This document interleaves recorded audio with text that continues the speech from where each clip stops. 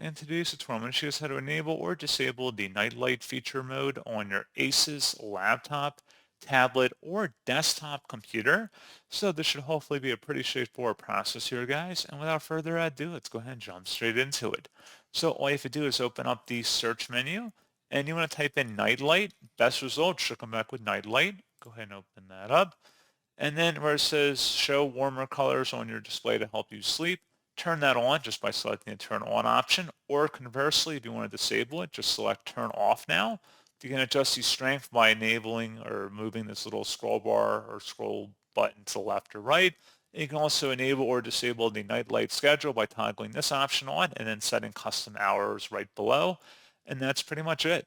So, as always, thank you guys for watching this brief tutorial. I do hope that I was able to help you out, and I do look forward to catching you all in the next tutorial. Goodbye.